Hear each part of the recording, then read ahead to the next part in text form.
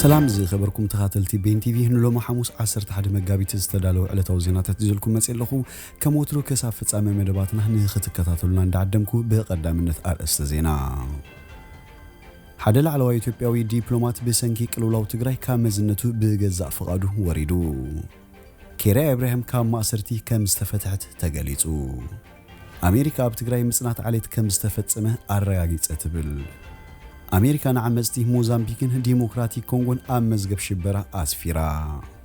تحتواي بايتو مكسيكو كانابيس نستباله اصفارس حغاوي زغبر اواج كم زصدقن كالئن دهس زيناتات حيزلكم مصيلخو سناي ناي مكتال غزي انداتمنخو ابزا چانال دما ناي وترو تخاتلت نختكونو سبسكرايب كتغبرو بخبري عدمكم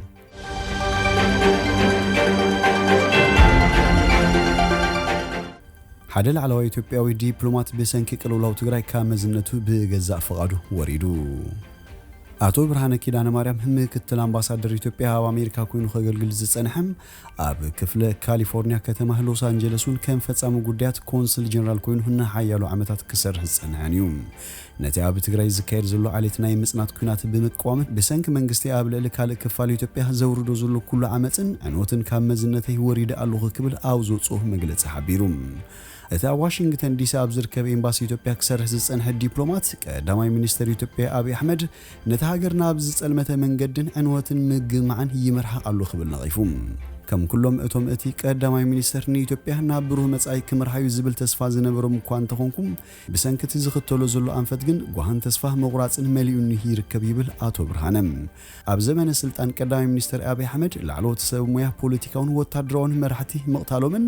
كمون فلوطات بوليتيكانياتات مأسارهم كم زشاغلون تغيسوم أبتي كساب حجي زغطل زلو كنات بأشحاد زغطر سبات كم استقتلو يقلات أما إيتا شحاد دمه كام منبريهم كفنا قلو تقدينو مالو حيلتات إيرتران كل الأمحران أبتي كل القفعتات بنفتسام أب أنوات تقراه يساتفو مهلاهم أمون قوست فلالوي محبر سبات زلو تسلي كعبه يقبرو ألو كبلون أتي ديبلومات خسيسوم من قصات إثيوبيان إيرتران بزعبه هلا وسراوت إيرترا أب تقراه زاقيت بوقعي أيتأمنون بفيدرالوي منግስት ኢትዮጵያ ዝተመዘዘ ሰበ ስልጣን ግዚያዊ ምሕዳር ትግራይ ግን በዓይኖም ወታደራት ኤርትራ ከም ዝራእዮም ዝገልጹም ሕብራት ሃገራት ዝርከቡ ሓያለ ተካላት ሰብአዊ መሰላት ኣብቲ ኩናት ቅትለት ጾታዊ ዓመጽ ጭውያን ዝምታን ዝርከቦም ምግሃሰቦ መስላት በኩሎም ኣብቲ ኩናት ዝተሳተፉ ዘሎ ወገናት ከም ዝተፈጸመ ይኸሱ እቲ ተፈጺሙ ዝበሃል ገበናትን ግፍታትን ብናጻ አካል ክጻረህ ላዕለዋይ ኮሚሽነር ሰብአዊ መሰላት ሕብራት ሃገራት ምጽዋዓ ይዝከር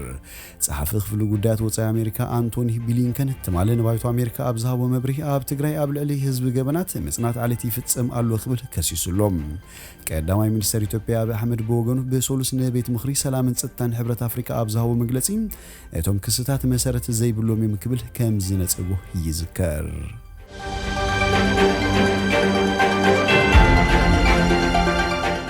كيرا ابراهيم كام ماسرتي كم استفتحت تقليزوم አፈ ጉባኤ ባይቶ ፌደሬሽን ኢትዮጵያ ነበር ወይዘሮ ኪራ ኢብራሂም ፖሊስ ሎምንጉም ነቀዳማይ ደረጃ ቤት ፍርድ ፌደራል ልደታ ምድብ መጋባያ ወይዘሮ ኪራ በመሰረት ሕጊ መቅጻቲ ገበን ኢትዮጵያ አንቀጽ 28 ወይዘሮ ኪራ ከምስተፈተት ገሊጹ ዘሎም በተወሳኺ ድማ ፕሬዝዳንት ላዕለዋይ ቤት ፍርድ ክልል ትግራይ ነበር ወይዘሮ ሕሪት ምህረት አብ ከሞና ማኻሪ መምሕዳር ክልል ትግራይ ነበር አቶ ወልደ ጊዮርጊስ አሰፋ ካም አሰርት ክፍትሑ እቲ ቤት ፍርድ ወሲኑ ዘሎም እዞም መዝገብ ክሲ በዓል ስብሐት ነጋ ጉዳዮም ክራይ ዝጸንሐ ክሱሳት ብዋሕስ ክፍትሑ ዝተወሰነም አቃቢ ሕጊ ኣብ ዝገበሮ ዘሎ ምጽራይ ኣብ ማእሰርቲ ከጽንሖም ዝኽእል እኹል መረዳእታ ከም ዘይረኸበ ብምግላጽ መሰል ዋሕስ ክፍቀደሎም ንቤት ፍርዲ ስለ ዝሓተተ ምዃኑ ተገሊጹሎም ስለዝኾነ ድማ ወይዘሮ ሕሪቲ ምሕረት አብን አቶ ወልደ ጊዮርጊስ አሰፋን ነፍሱ ወከፎም ብዋሕስ 30,000 ብር ክፍትሑ ውሳነ ተዋሂቡ ዘሎም كابيت ماسرتي كم استفتت زغلصت አፈ ጉባኤ ባይቶ ፌደሬሽን ኢትዮጵያ ነበር ወይዘሮ ኪራ ኢብራሂም ሰራዊት መንግስት ኢትዮጵያ ከተማ መቀለ ድሕረ ምቁጻሪው ኢዳ ከም ዝሃበትን ዝተገለጸን ተኾነና አስታት 3 አወር አቤት ማሰርቲ ጸኒሐያ ኣብ ትግራይ ወታደራዊ ጎንጺ ምስተወለ ላዕሎት መራሕቲ ክልል መንግስት ትግራይን ውድብ ሕወሓትን ዝነምሩ መራሕቲ ገለገለ ኣብ ቄዲ መታወም ይዝከር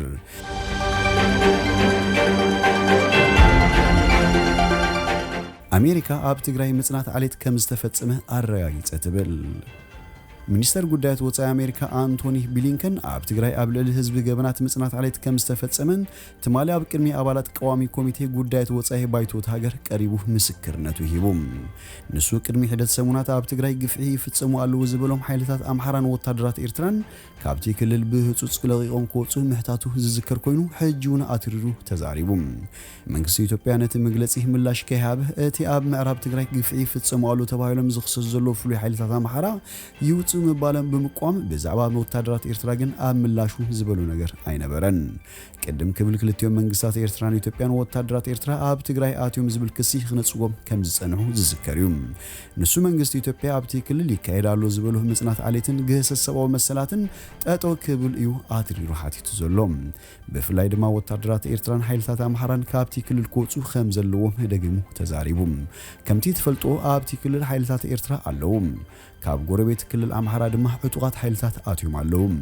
እዚኦም ካብቲ ክልል ጠቕሊሎም ክወጹ ኣለዎም ካልኦት ከምቲ ሕጂ ኣብ ልዕሊ ህዝቢ ትግራይ ዝኸውን ዘሎ ገሰስ ሰብኣዊ መሰላት ዘይፍጽሙን ኣብ ምዕራብ ኢትዮጵያ ዝፍጸም ዘሎ ዓሌት ምጽናት ጠጠው ዘብሉ ሓይልታት ድማ የድልዩ ኣለዉ ኢሉ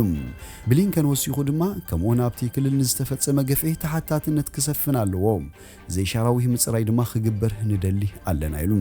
ንሱ ቀዳማይ ሚኒስተር አብይ አሕመድ ኣብ ልዕሊ ህወሓት ዘሎ ቅሬታ ርዱእ እኳ እንተኾነም እቲ ኣብ ትግራይ ዝፍጸም ዘሎ ግን ቅቡል ኣይኮነን ኢሉ ቅድሚ ወርሒ ኣቢሉ ሚኒስትር ጉዳያት ወፃኢ ኣሜሪካ ብሊንከን መንግስቲ ኢትዮጵያ ነቲ ኣብቲ ክልል ዝተፈጸመ ገሰስ ሰብኣዊ መሰላት ዓለም ለኻዊ ምርመራ ክግበር ክፍቀድ ሓቲቱ ምንባሩ ዝዝከር እዩ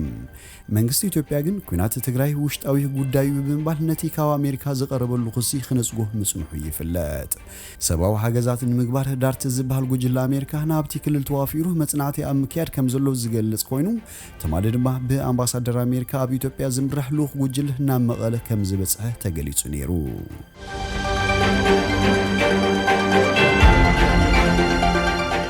ኣሜሪካ ንዓመጽቲ ሞዛምቢክን ዲሞክራቲክ ኮንጎን ኣብ መዝገብ ሽበራ ኣስፊራ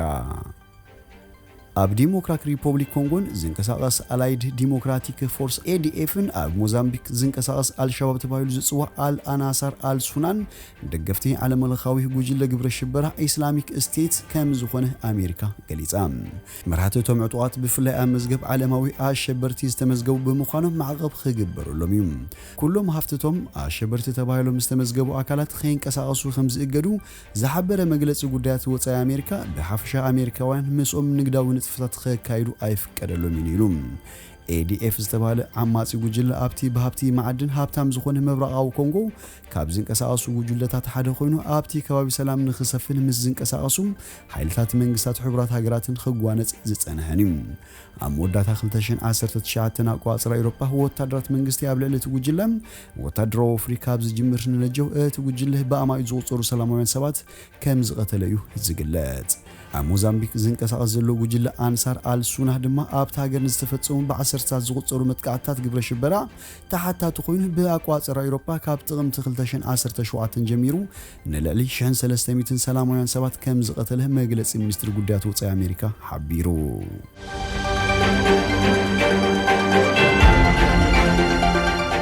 ታሕተዋይ ባይቶ ሜክሲኮ ካቢናስ ንዝተባለ ዕፀ ፋርስ ሕጋዊ ዝገብር ኣዋጅ ኣጽዲቑ እዚ ሕጊ ናብ ፕሬዝደንት አንድሬስ ማኑኤል ሎፔዝ አብራዶር ውድብ ከጽድቅ ትጽቢት ናብ ዝግበረሉ ላዕለዋይ ባይቶ ሴኔት ተመሪሕሎም እዚ ስጉምቲ ሜክሲኮ ካብ መንጎ እተን ዕፀ ፋርስ ኣብ ዕዳጋ ንኽውዕል ሕጋዊ ዝገበረ ሃገራት ክትከውን ዝገብር እዩ ሜክሲኮ አንጻር ዕዳጋ ዕፀ ፋርስ ዝብሓቱ ርእሰ ማላውያን ደማዊ ቃልሲ ከተካይድ ምጽናሕ ይፍለጥ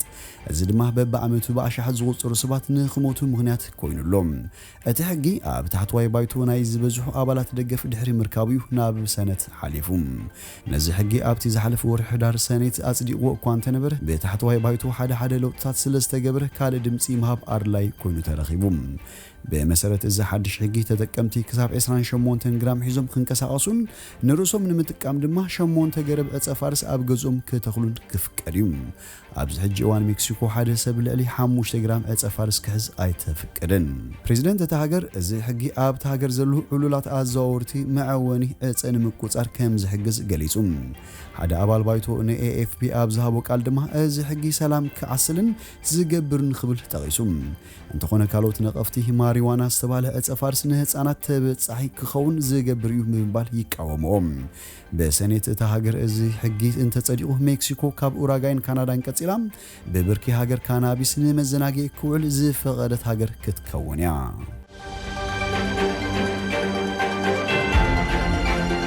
ዝኸበርኩም ተኸታተልቲ ቤን ቲቪ ንሎሚ ዝብልናዮ መሰናዶና ኣብዚ ወዲና ኣለና ምሳና ስለ ዝጽናሕኩም ብልቢ ነመስግን ሰናይ ንዓኹም